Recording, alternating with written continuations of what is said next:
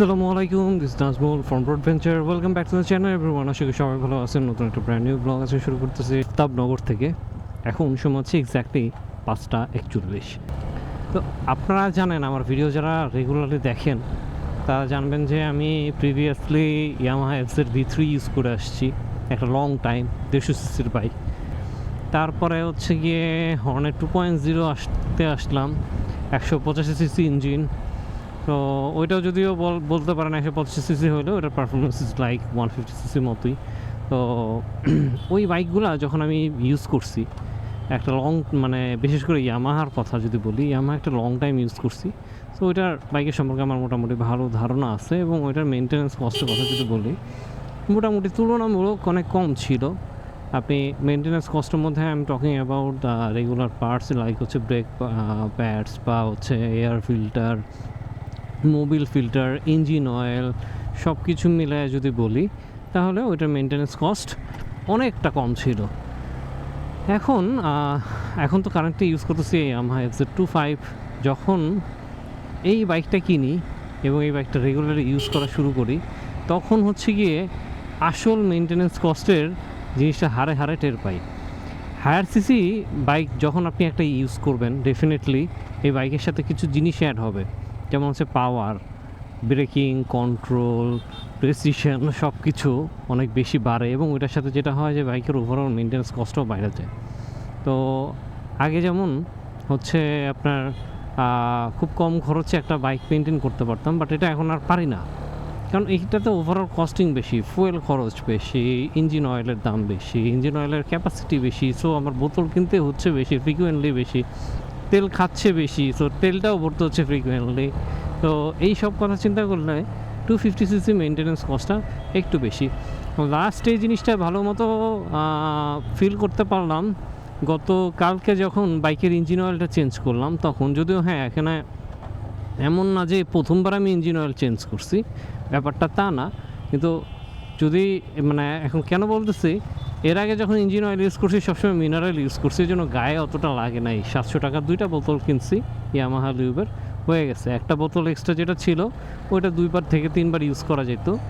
But যেহেতু আমার বাইকের মাইলেজ মোটামুটি 7,000 কিলোমিটার হয়ে গেছে, সো হচ্ছে আমি এখন ডিসিশন নিয়েছিলাম যে ফুল সিনথেটিকে শিফট করব।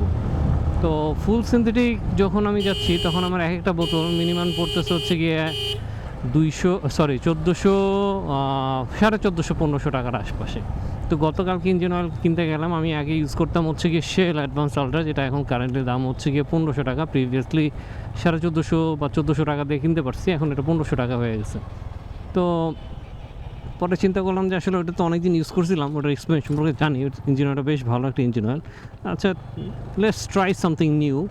ওই চিন্তা করে আমি নিয়ে হচ্ছে গিয়ে ম্যাক্সিমা প্রো প্লাস 10W40 ফুল সিনথেটিক, যেটার একটা বোতলের দাম হচ্ছে গিয়ে 1950 টাকা। সো আমার 2টা বোতল কেনা লাগছে, সো বলতে গেলে 4000 টাকা বের হয়ে গেছে। লিটারেলি 4000 টাকা আমার ইঞ্জিন অয়েলের পিছনে বের হয়ে গেছে। তো এইটা কেনার পরে আমি তখন ফিল করলাম, না, বাইকের মেনটেন্যান্স কস্ট আসলে অনেক বেশি 250 সিসি। আবার আমার ইঞ্জিন তেল ভরতে হচ্ছে, যেমন 150 FZ V3-তে তেল ভরতাম, কারণ 500 থেকে 550 কিলোমিটার চালানো যেত। যদি ঢাকাতে আমি শুধু অফিসে আসা যাওয়া করি, বাসা অফিস, তাইলে মোটামুটি আমার 25 থেকে 26 দিন ইউজ করা যেত, যেটা এখন আমার কারেন্টলি এসে দাঁড়াইছে 18 দিনের মতো। মানে আমার এইখানে কস্ট আরও বেড়ে গেছে। তো আগে যেটা এখন খরচ বেশি হচ্ছে বাইকের পেছনে টাকাও যেতেছে ভালো। এখন দেখেন, ইঞ্জিন অয়েল নিতে গেলে আমি নর্মাল ইঞ্জিন অয়েল নিতে পারতাম, হয়তো বা 700 টাকা দিয়ে মিনারেল নিতে পারতাম, 2টা বোতল নিলে হয়ে যেত। কিন্তু আমি আমার বাইকে সবসময় দেখা গেছে যে ভালো জিনিসটাই সবসময় ইউজ করছি। যখনই ভালো একটা জিনিস ইউজ করবেন, ডেফিনেটলি আপনাকে ভালো জিনিসের খরচ তো বের করতে হবে। সো 250 সিসি ইউজ করলে আপনার ওভারঅল কস্টিংটা বাড়বে, যেটা এখন আমি ফেস করতেছি। আমি বুঝতে পারতেছি বাইক কস্টিং অনেক বেড়ে গেছে আর কি। আপনাদেরকে আমার লাইফ সম্পর্কে একটু শেয়ার করি। লাস্ট কয়েকদিন আসলে আমি একটু অন অফের মধ্যে দিয়ে যেতেছি। কোনো ব্লগিং করা হইতেছে না, কোথাও যাইতেছি না, মানে বলতে গেলে আমি আউট অফ দ্য নেটওয়ার্ক। মানে ইউটিউবের কথা যদি বলে তাহলে আমি একেবারে আউট অফ দ্য নেটওয়ার্ক। আমি রেগুলারলি ব্লগও করতেছি, কোথাও যেতেছি না। এটার কিছু কারণ হচ্ছে আমার ছোটো ভাই ছিল লাস্ট ব্লগটাতে বলছিলাম, ওর সাথে যেটা হয়েছে যে আসলে ওই শুক্রবার করে আসলে ইউজুয়ালি আমি বের হইতো, ওই বের হওয়াটা আর হয় নাই, শুক্রবার নাকি শনিবার মানে এইভাবে বের হওয়া হইতো আর কি। আর দেখা গেছে শুক্র শনিবার আসলে হচ্ছে গিয়ে হয় কোথাও দাওয়াত আছে, নাইলে হচ্ছে গিয়ে শপিং, এই সব করেই বেসিক্যালি টাইম পাস হয়েছে। মোস্টলি টাইম পাস কি মানে গত মাসটা কাটছে একটা মাস, তো আসছিল ঈদের দিন, আর গতকালকেও চলে গেল, কালকে সি অফ করে আসলাম। আর আমার অফিসের কাজেরও বেশ কয়েকদিন ধরে প্রচণ্ড রকম প্রেশার ছিল, দ্যাটস আসলে মেন্টালি বলতে গেলে যে মানে যদি বলি আসলে ওই রকম কোনো ইন্সপাইরেশন পাচ্ছিলাম না কোথাও যাওয়ার জন্য, এর জন্য ভ্লগও ওইভাবে বানাই নাই, একটু ওভারটেক করে নেই। এইসব কারণে আর কি আসলে ভ্লগ করা হইতেছিল না। বাট আমার মানে আসলে সত্যি কথা বলতে I need tour, I need peace, I need break, a long break. মাঝে মধ্যে মনে হয় যে জব ছেড়ে দিই, জব ছেড়ে দিয়ে 1 মাস 2 মাস একটু ব্রেক নেই, ব্রেক নিয়ে কোথাও ঘুরতে যাই, এবং ডেফিনেটলি সেটা সোলো রাইড। তো আমার সোলো রাইড দিতে বেশ ভালো লাগে, নিজের মতো করে চালাতে পারি, যখন মনে হচ্ছে চালাইতেছি, যখন মনে হচ্ছে ব্রেক নিতেছি, নিজের মতো করে আর কি। শরীর যখন যেখানে যেভাবে বলতেছে ওইভাবেই ড্রাইভ করতেছি। আজকে নতুন একটা রাস্তা দিয়ে আসলাম, কিছুদিন আগে আমি রাস্তায় আসছিলাম একটু ঘুরতে, রাস্তাটা বেশ ভালো লাগছিল। এই জায়গাটাতে এর আগে একদিন আসছি, জায়গাটা খুব ভালো লাগছে আমার। একটু এখানে দাঁড়াই, খুব চারপাশটা খুবই সুন্দর।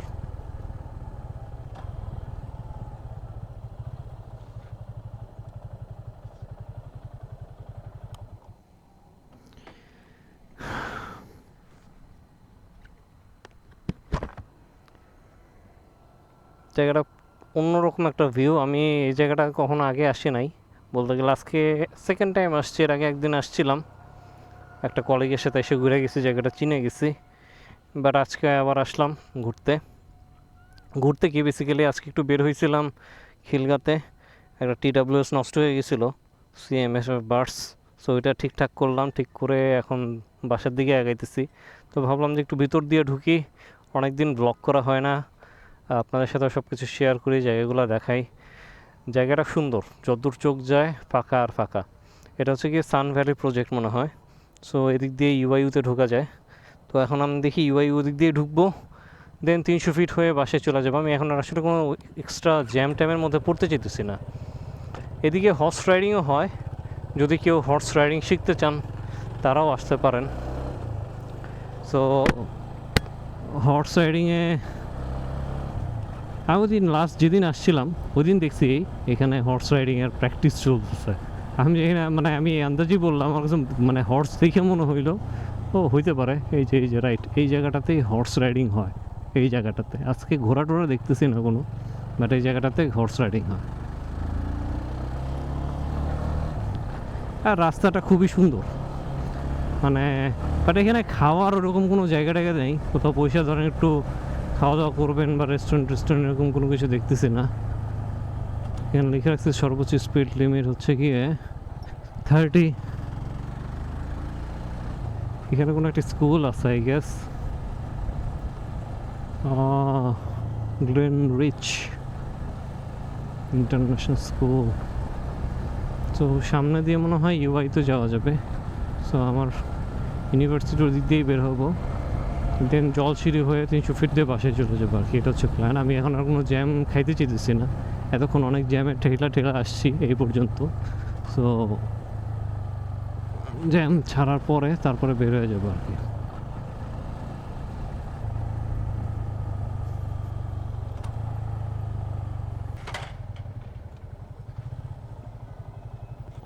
ইউআইউটা কোন জায়গায়? ইউআইইউ ইউনিভার্সিটি, ইউআইইউ ইউনিভার্সিটি সামনে টানে। আচ্ছা, থ্যাংক ইউ। হ্যাঁ হ্যাঁ,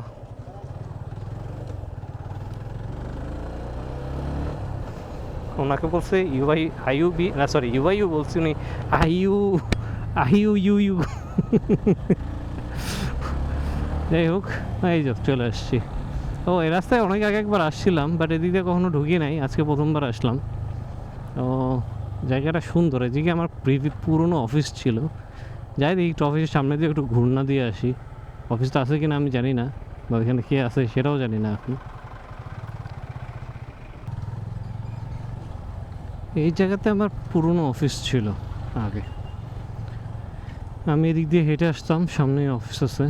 দেখি এই জায়গায় কী অবস্থা, একটু ঘুরে আসি, স্মৃতিচারণ করে আসি বেসিক্যালি। এখানে মনে হয় না এখন আসে অফিস আছে, থাকতেও পারে, বাট দেখছি, দেখি কী অবস্থা এখানে। অ্যানোগ্রেসটা এখন আছে কিনা, ও আছে তো, বাট আসছে অনেকদিন পরে এই জায়গাটাতে। এটা আমার প্রিভিয়াস ওয়ার্ক প্লেস ছিল, এখন তো মনে হচ্ছে এটা পুরোটা গোডাউন হয়ে গেছে। জি, ওকে ওকে। কিছুদিন কাজ করা হয়েছিল, মাস 6 আফটার কমপ্লিটিং মাই MBA। এই জায়গাটাতে কিছুদিন কাজ করছি। আর এই জায়গাটাতে পার্ক ছিল, আগেও ছিল, বাট এখন মনে হচ্ছে পার্কটা একটু বড় হয়েছে এরকম লাগতেছে। ওরে ভাই,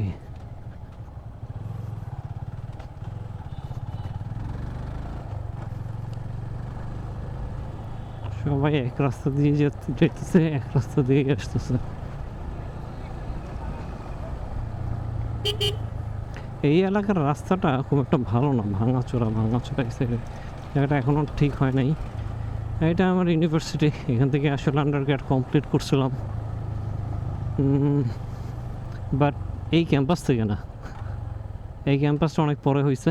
আমরা ধানমন্ডির যে ক্যাম্পাসটা ছিল ওই ক্যাম্পাসটাতে ক্লাস করছি।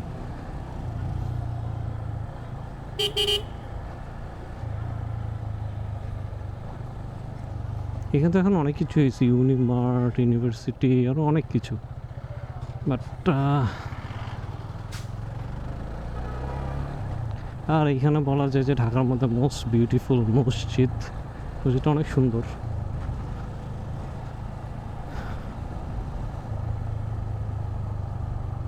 মসজিদটা আসলেই সুন্দর, মাশাআল্লাহ। তো এখন দেখি, এখন যাচ্ছি হচ্ছে গিয়ে 300 ফিটের দিকে, একবারে সামনে গিয়ে ইউটার্ন নিতে হবে। বাট আমি যদি বসুন্ধরা দিয়ে ঢুকতে পারতাম তাহলে বসুন্ধরা দিয়ে ঢুকতাম, বাট বসুন্ধরা দিয়ে মনে হয় না ঢুকতে পারবো। তাহলে আমরা এখন ঘুরে যাওয়ার কোনো কিছু নাই, এখান থেকে সোজা চলে যেতে পারবো বসুন্ধরা সুপার গলফ। ও আচ্ছা,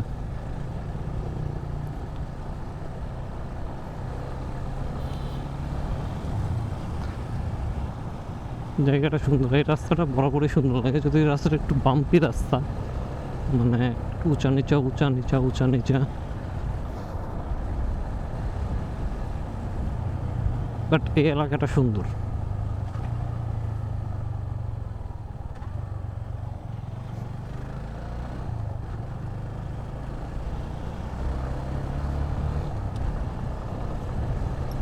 আপনাদেরকে আমার একটা ট্যুরের প্ল্যান বলি।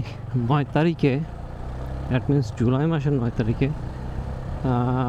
দেয়ার মাইট বি অ্যান পসিবিলিটি, এখনও কনফার্ম না আমি, সেটা হচ্ছে কুয়াকাটা যেতে পারি বাইক নিয়ে ডেফিনেটলি, বাট পুরো ট্যুরটা হয়তো বা বাইকে হবে না, মানে কিছুটা লঞ্চ কিছুটা বাইক, তো মিলাই ঝিলাই আর কি। তো এটা একটা প্ল্যান আছে, কলিগদের সাথে যাব, বাইরে কেউ যাচ্ছে না। আজকে ভিডিওটা এখানেই শেষ করি, আর ভিডিওটা এক্সটেন্ড করবো না, ভিডিওটা একটু লম্বাও হয়ে গেছে, আইনো অনেক কিছু শেয়ার করছি আজকে আপনাদেরকে। তো আশা করবো ভিডিওটা ভালো লাগছে, আর এই ভিডিওটা যদি ভালো লাগে তাহলে প্লিজ প্লিজ প্লিজ লাইক দিবেন। আর আমার চ্যানেল যারা নতুন, যারা এখনও সাবস্ক্রাইব করেন নাই, ভিডিও দেখছেন, তারা প্লিজ সাবস্ক্রাইব মাই চ্যানেল আর press the bell icon to get new notification my channel. With that said বিদায় নিচ্ছি, ইনশাল্লাহ পরবর্তীতে নতুন কোনো একটা ভ্লগে, নতুন কোনো একটা লোকেশনে দেখা হবে। টিল দেন সবাই ভালো থাকেন, সুস্থ থাকেন, আল্লাহ হাফেজ, অ্যান্ড প্লিজ রাইট সেফ।